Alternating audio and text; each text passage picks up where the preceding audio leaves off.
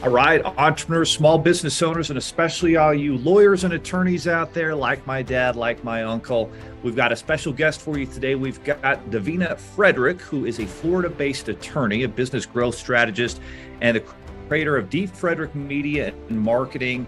She's focused on kind of helping lawyers and attorneys get to that seven figures club, which is, of course, the name of the podcast. Our focus: how can we help business owners, where we didn't learn a lot about how to build a business in school, get to seven figures? And that's exactly what Davina does in the legal space. She works with other attorneys and high fiduciary solo and small firm practitioners to help them create the lifestyles they truly desire in businesses to support those chosen lifestyles. For about 15 years prior to becoming an attorney, Davina worked in-house at an agency as a professional services marketer and copywriter. Well, that gives her a big advantage to other attorneys. And she's also an entrepreneur who has created and invested in multiple startup businesses, including her own law practice, a high-performing fitness training facility, food manufacturing company. For the past 4 years, she's been on a mission to help other women entrepreneurs stop making excuses and start creating wealth. Davina, welcome to the podcast. There are over 32 million businesses in the U.S., and over 90% of them will never break seven figures in annual sales. So how do we as entrepreneurs or aspiring entrepreneurs break into that seven figures club? This podcast will relentlessly share the secrets, strategies, and tactics I've used to create 3 multi-seven figures businesses and bring in even more successful entrepreneurs than me to share their inspirational stories and tactics to success. You can create your dream business and life right now. So buckle up and let's go. Thank you. That bio is a little, it's one of my earlier renditions of my bio. So that was interesting to hear it again in that way. It's like, yes, I have done those things. It sounded compelling to me, but update us. You. So what are some of the, updated things that you've been busy building here, serving attorneys and with all the other businesses you've got associated? Yeah. So I became an attorney. It was a second career for me. My first career was in marketing, right, as you said. And I actually worked for a number of professional service businesses early on, and for an agency. But I went to law school and graduated around the age of 40, and with the intention of starting my own law firm business, which I did. And then I practiced as a lawyer, grew my law firm successfully. I wound up leaving that for personal reasons, and I started a second firm. And that time, it was a virtual law firm. And this was in 2011, before there was such a thing. There were very few virtual law firms at the time, and I got a lot of pushback from that. I also started hiring coaches to help me figure out how to not make some of the mistakes I'd made in my first firm. Even though it was financially successful, it really stressed me out. So I got introduced to the coaching world, and I've been now coaching women law firm owners for about a decade under my brand, Wealthy Woman Lawyer. And so Wealthy Woman Lawyer is a law firm growth strategy and business coaching business that helps women law firm owners scale their law firms to and through $1 million. So that's kind of the short version of what I've been up to. Yeah, well, thank you for sharing that and updating us with what you've been busy with the last decade, Davina. As I mentioned earlier, my dad has been an attorney for over 30 years, and he kind of worked for the government as a county attorney for a number of years, still works at that, but he also has a private practice to kind of pay the bills. I'm the oldest of 9 kids, so had a lot of bills to take care of. My dad did. And that being the case, I know there were, in your experience, and you went to law school, and in school in general, how much did they kind of, prepare you to be able to have your own law firm and run a business? What did that look like from, that educational perspective? They didn't at all. I think the goal of law school, I once had a mentor tell me that it's actually 3 very different experiences. Yeah. Going to law school is very different from preparing for the bar exam and taking the bar exam, which is very different from practicing as a lawyer. And then I add on top of that, if you hang your own shingle, you're in a whole different world beyond going to work for a law firm, because you now have to learn how, in addition to thinking like a lawyer, you have to learn how to think like a CEO. You have to learn how to separate you from your solo business and say, I'm here as a person and this is my business, and I am the steward of that business, and I'm responsible for creating profitable, sustainable business for all the people that have now committed to work with me and work for me and all of that. So I think where a lot of people get in trouble is they start out thinking, I'm a lawyer, I'm going to start my own business. And they're thinking like a lawyer, and they're not thinking like a business owner, or much less the CEO of a business. And they are, as the E-Myth says, they're technicians. They come out as technicians, right? And don't really have the skill set that they need to run a business, or even an understanding that they're not one and the same. You and your business are not one and the same, which is where most solos start out kind of with their thinking. And so what we do is we really help them transform their thinking. In law school, you learn to think like a lawyer, but if you want to own your own law firm business, you also need to learn to think like a CEO. And that's really where we come in. Yeah, no question about it. And in our experience, we do business funding finance for businesses new and established. And I see this sometimes with, very smart professionals who have had to jump through a lot of hoops and do a lot of college education, whether that's engineers, CPAs, small medical practices, doctors, and also attorneys and lawyers, where you've gone through this big journey to finish that education. And there's kind of this thought process that, wow, I've got this amazing accomplishment here, and people should just come to me and want to work with me. And then they're very surprised when they, like you said, open up shop and business just doesn't come magically. They have to switch and become a business owner. So what are some of those challenges that these new small business owners who are professionals need to learn very quickly to build their business? So when you're talking about getting business, you're talking about really how to attract clients. That is one aspect of it. And I think at the beginning, in the first couple of years, maybe the first year or so, a lot of people may be referring you because they know you've just set up a business and they're trying to help you out. And then as you build up clients, you may start getting more referrals. But are you working with your ideal client? Are you working with a client that fills you with joy when you go in to work every day? Or are you doing what they call door law or threshold law, which is whatever comes across the door, the threshold, that's who I'm taking and what I'm doing. And so one of the things we teach our people is how to really stop chasing after clients and start learning how to attract those ideal clients you really want to serve. And that is one aspect of it from scaling the business. So you really have to learn how to do that, because quite frankly, if you don't have clients to begin with, then the other parts of scaling your business aren't necessary yet. You've got to have enough clients to come in that are the ideal clients that you love to serve. An ideal client, how you figure out who an ideal client is, you sit down and you really think through, first of all, not only who you want to serve, but get really clear in your mind on who that person is, what their core values are, how they think. Do they have a legal problem you solve? A lot of people start out with demographics, and that's a great place to start. Male, female, this age or that age. And some of that is very clear. Often, attorneys will serve all different gendered people, but they may look for somebody in their 40s or 50s if they have a certain area of practice. So you can really help dial in that way. But the key thing is really to figure out how they make their buying decisions. What kind of processes do they go through? Who influences them? Where do they hang out? If you've been in practice for a little while, you know who your ideal client is because you probably worked with them. And so really thinking back over, who are your favorite clients that you work with? Who are the ones that made your life a living hell? Let those, really get a picture in your mind. So if you loved working with Davina and she was awesome, then describe who Davina is and where she hangs out and how she makes her buying decisions and who influences her, and really take a deep dive into that. And then you can create marketing messaging that will help you attract more clients like that.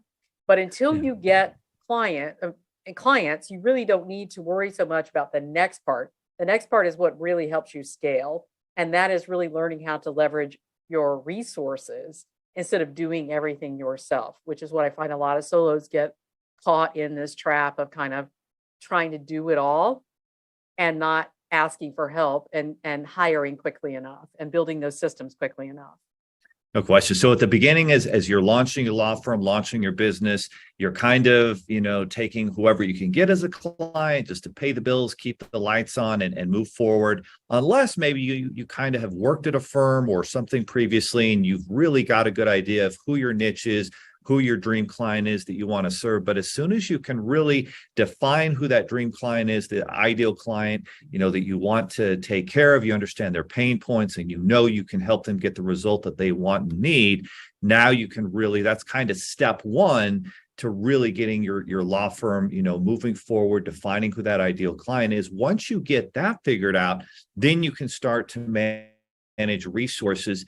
How important is it to have some financing, some capital available to be able to grow that business at the start? Is it more important just with some relationships to get referrals? Like what does that look like, with the different lawyers that you've worked with to get their business really off the ground and running?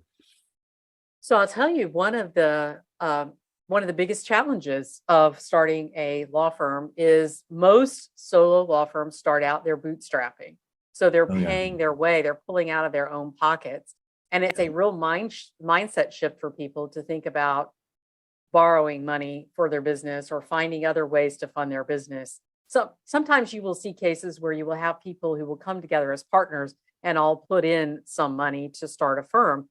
But most times you see an individual who starts out as a solo, where the funding really becomes important, where they need to start thinking about how am I going to pay for this or do this, is when they start to leverage their resources. And that is looking at, so capital is a resource. Hiring people is a resource. So the more people you have on your team, the more clients you're going to be able to serve, the bigger impact you're going to be able to make. And that is the part where people start thinking, I can't hire somebody because I don't have the money to do it. I don't know how I'm going to do it. I'm scared I won't be able to pay them. And this is particularly the case when lawyers start hiring other lawyers. They may hire some staff thinking I can start them part-time, I can make them, then I can grow into staff. But when it comes to hiring lawyers, that's where they start saying, I'm scared. Am I going to be able to guarantee this lawyer top dollar to work for me and be competitive? And so that's a place where I think funding could really help people if they would sort of expand their minds in terms of looking at, does it have to come out of my pocket, or what ways can I be resourceful and find the money that I need to be able to do this? It's the same thing with systems, setting up systems. You may need to make an investment in your business that is a substantial investment in terms of setting up systems in your business and hiring people to operate those systems, particularly if you want a law firm business where you can be pulled back from the day-to-day operations and all the details, right? And not get so burned out, because that's usually what I see with solos who get into that mid six-figure mark. They've done it maybe with a couple of staff people and they're really burned out because they're doing everything themselves.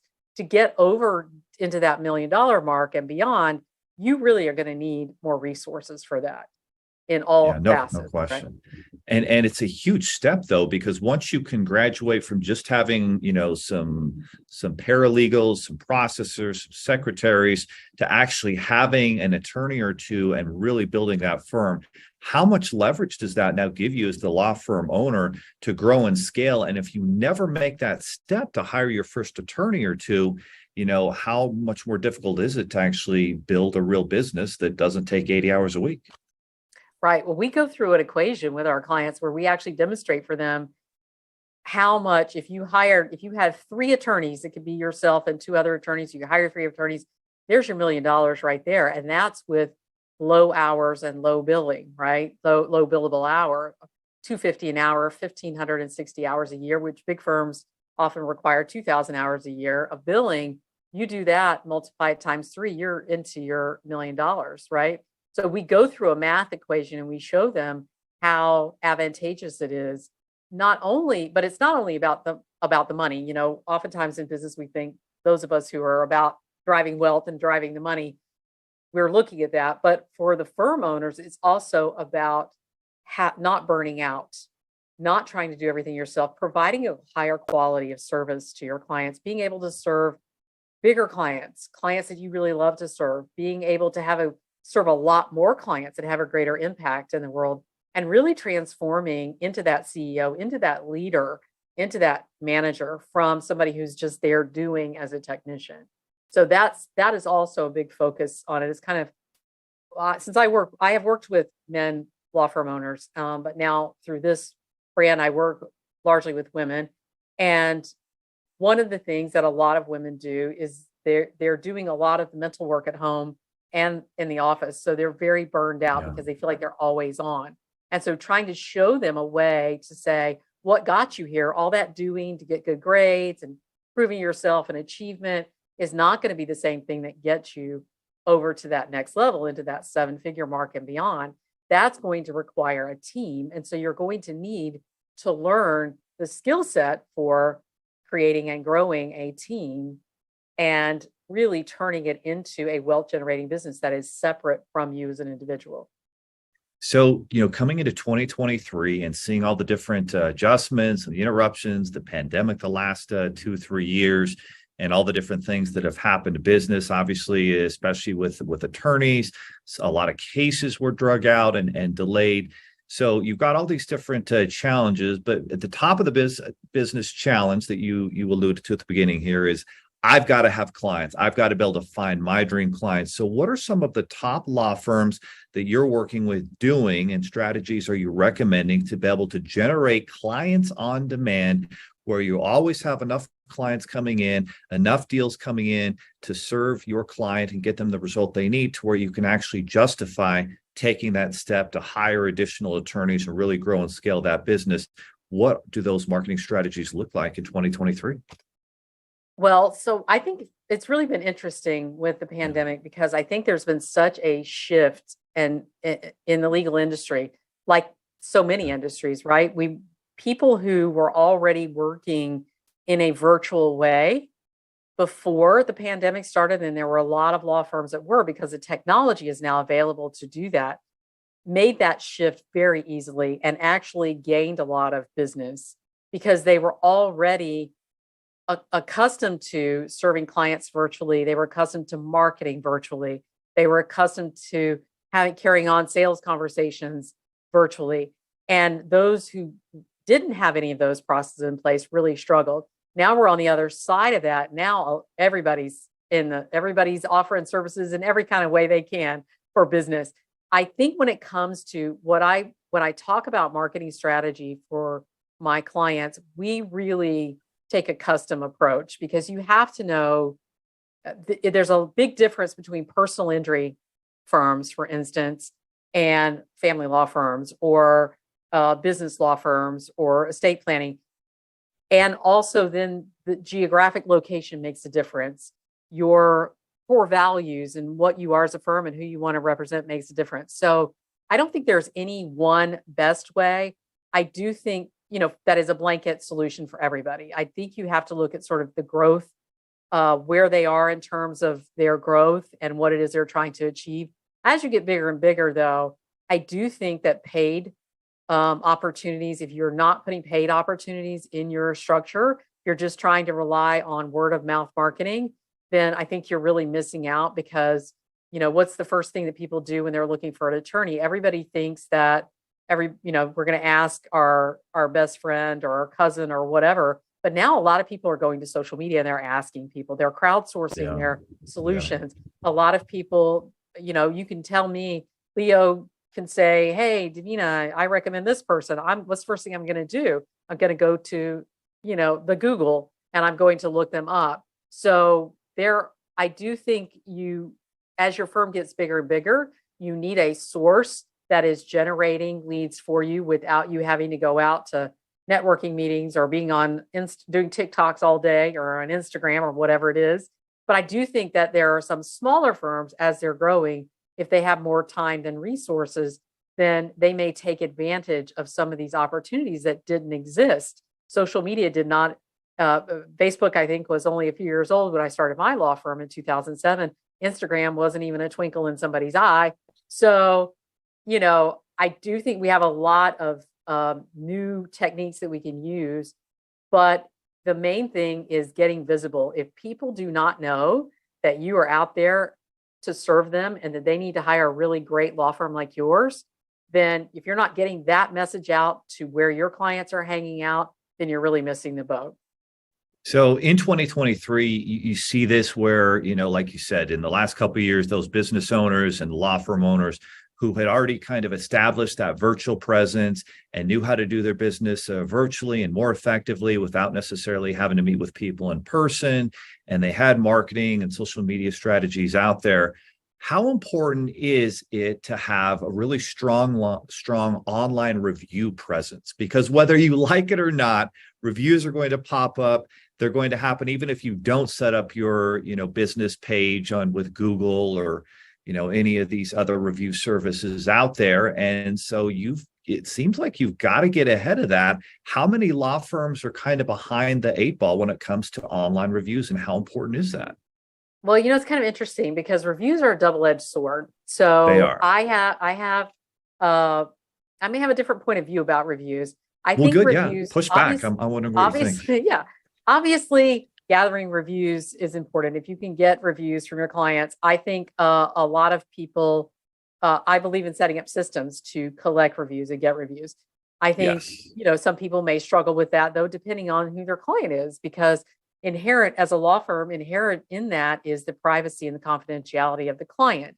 So sometimes people facing legal problems may not want to be giving reviews. So you may struggle a little bit. But one of the things that I've certainly shared methods for people to gather more reviews.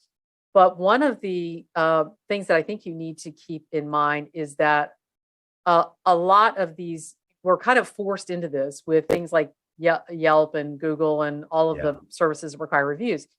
And they're not always wonderful at filtering out those reviews that are inauthentic.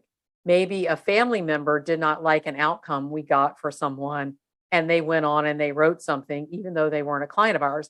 And most attorneys and law firms are hamstrung in terms of how they can, by the Bar Association, on how they can respond to those reviews. In Florida, for instance, we're given language that is very, generic language that we can use to respond to those reviews because we owe a duty of confidentiality. Now, if it's somebody who's not a client, we can say that.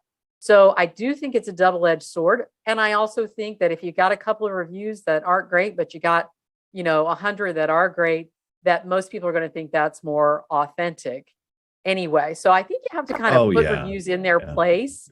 And, but they definitely do, make a difference. So you do want to set up a system to try to collect reviews from all of those clients who have been satisfied, who are willing to do that. And you can hire services to help you do that.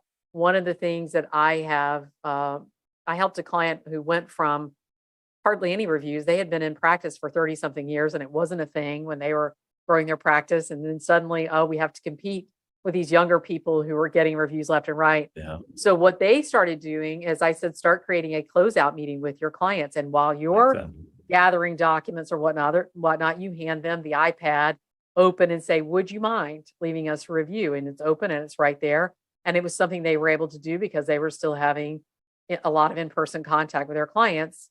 That's just the nature of their business. And they went to thousands of reviews because they had the clients who loved them, but they just weren't getting that message. And, oftentimes you could ask and ask and ask, but your review is going to get buried in an email. So sometimes a more direct approach and asking can be the thing that really helps you get the job done. Exactly right. And I don't think you have to ask everybody who comes through your door for a review, but certainly, those that can give an honest, feedback and we're reasonable people to work with.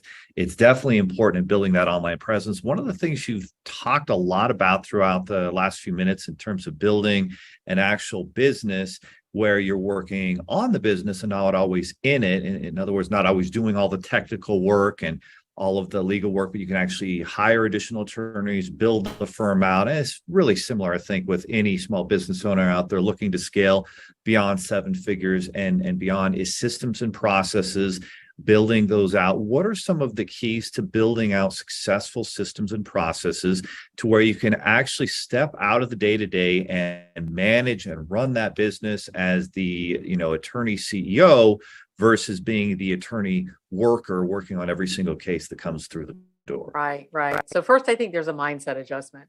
You have to Oh yeah. you have to do some mindset work to sort of Oh let yeah. go of your beliefs around I'm the best person. It's just quicker and easier No one if can I do do this better this. than me, Davina. Nobody does it better than me. And I know because I am this person at heart. This is how I had to do this for myself. And so I think there's that is a huge part. But then when it comes to setting up systems, I wrote a book. I can't see it from here. It's the other one. Called The Wealthy Woman Lawyer's Guide to Building a Systems-Driven Business, a law firm business. And in it, I identify 7 essential systems because I think most attorneys, when you mention system, their go-to mindset is case management. Oh, I need case management. That's what you're talking about when you say system. Case management is only a component in a set of systems that a business needs to run, whether it's a law firm or any other service-based business, any business, right? And so I identify in the book the 7 essential systems that I think every law firm needs to run. And so it's really kind of the internal and the external systems. The internal systems are the systems where you're thinking about the buyer's experience, the client and their experience. How am I going to attract them and bring them into my firm? What is the first impression they're going to have of me? Where are they going to hear about me and get visible and known? How am I get known to them so that they raise their hand when they have a problem? The intake, the onboarding, the fulfillment piece, which is the legal work that we go to. We think that's the whole business. Also the service aspect of that fulfillment piece, because I think that gets neglected a lot. We're there doing the work thinking it's enough, and we haven't built a service system in there, which is where it makes it easier to collect those reviews you were talking about. And then from there, the offboarding and how do we get them back in and how do we get them referring and that kind of thing. And then there are 3 internal systems, which are people, technology, and finance. So you need systems around hiring, firing, training, all of that. You need managing people. You need systems around your finance and running your books. You need systems around selecting technology and not getting every widget out there if it's just because you saw somebody talking about it on social media. How are we going to get the technology that's best for our firm? So all of these areas require us to give some thought and time into how we can make decisions and function without it having to be us as the ones controlling all the details and making all the decisions. You want to be able to set things up so that you can train others to step in and help you expand. Because a wise mentor once told me, Davina, you can manage all the details or you can grow, but you can't do both. And it is something I fight against to this day because I'm a very detail-oriented person. I'm a lawyer by training. I was an editor, a copy editor by training. So details matter to me. And it is something, though, that I have learned over time. I have to let go of those details and trust other people in doing that. And that's really the basis of systems is learning, figuring out what systems you need, and then just taking it one step at a time. You're always going to be evolving and growing in your systems. It's never going to be a one and done. No question. Davina, what, in your experience, just kind of estimating, I don't know if there's any data on this, but would you estimate the percentage of attorneys that are actually able to build a 7-figures law firm? Well, it's interesting because I do think it is a low percentage. I can't tell you off the top of my head. I do have some data on it actually, but it's like, because I've done research particularly around business, women in business, and I think it's like 1.7% of women who start their own business grow it over $1 million, right? Yeah. So that's a really low percentage, and that's kind of why we're out here doing what we're doing, is because it's disturbing to me that you have such high achieving people who have put in the work, but they don't know how to take that degree and turn it into money. And it's because they were never taught the business skills, the practical business skills. I even have, people who have MBAs, and that's not enough because you really need the practical education on how we have to change our mindsets, which is a huge part of it. And you're doing that as you're doing and you're learning. And then you have to take action. You have to really get in the trenches and do it, and then educate, do. So you become a master at a thing, right? But it is a depressingly low number, but we are of the mind of changing it. Unfortunately, there's not legal, there's not statistics specific to the legal community around that. There is a lot to show. There is a report that the ABA put out called Walking Out the Door, and it is about women lawyers who have gone through the practice of big law and they leave before they're really reaping the benefits of all of their work. They're leaving in their 50s when they're at the pinnacle of their career. And the reason they're doing it is because they feel unsupported by some of the traditional structure of big law firms. And so many now younger lawyers are just going right out and starting their own law firm. And so they really need support around that, because there's a lot to learn and a lot to know.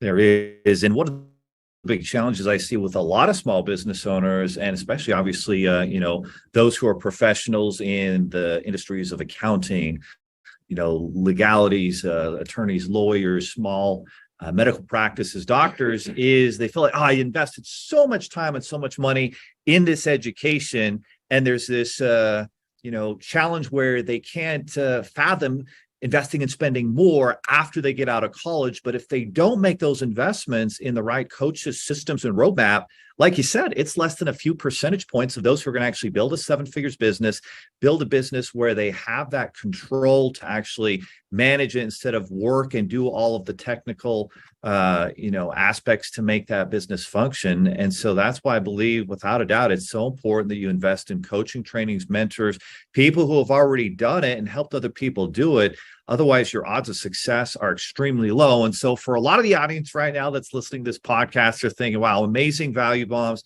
that Davina has dropped for us. What's the next step that someone can take to, connect with you and get an idea of a glimpse of what this roadmap to building a 7-figures law firm can actually look like? Thanks for asking. So there's a couple of ways. One is, I have a podcast called the Wealthy Woman Lawyer Podcast. So if you're a podcast listener and you love podcasts like I do, I enjoy listening to Leo's podcast.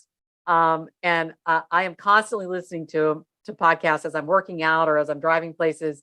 So Wealthy Woman Lawyer is the podcast. We are right now the number one, according to FeedSpot, we're the number one podcast for women in law in the United States. And we have a really good following. So go there, check that out.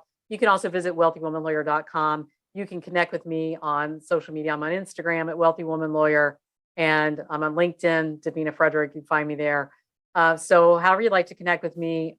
But those are ways that you could sort of come into our world. We have the 2 books I mentioned are on the website. You can purchase them through the website. So if you go to wealthywomanlawyer.com, just click on shop and it'll take you right to the 2 books. One is on systems, one is on marketing. So the 2 topics we've really talked about today, there's some great resources right there for you for about $20. Oh, very cool. Yeah, I'm checking it out right now. We got Wealthy Woman Lawyer, Systems Drive Law Firm Businesses, and Wealthy Woman Lawyers, Law Firm Marketing in the Virtual Age. Very good resources. Again, this is not a passive podcast. Make sure you guys check out Wealthy Woman Lawyer in the podcast arena, any major platforms out there, Spotify, Apple, etc., and then wealthywomanlawyer.com, and click on that shop button to get those resources with those books. Well, Davina, thank you so much for being a guest on the podcast today. We all learned a lot, but one thing I'm going to take away from it is the principles of success in your business, whether you're, an attorney building a law firm, a doctor building a small medical practice, a marketing professional building an agency. Those principles are very similar, in terms of finding a mentor, a coach, in terms of building out systems and processes to actually build a 7-figures business. And those that take the time to make those investments are going to be much more likely to succeed. Right. Absolutely. Thank you. Are you looking for more 7-figure secrets, content, or even how you can launch your own recession-proof business? Then check out 7figures.com. That's the digit 7, FIGURES.com, where we share more videos, stories, strategies, funding solutions, entrepreneurial education, and even the secret business type that's recession-proof. Thank you for listening, and if you're finding value in our podcast, please give us a 5-star and invite others to join the club.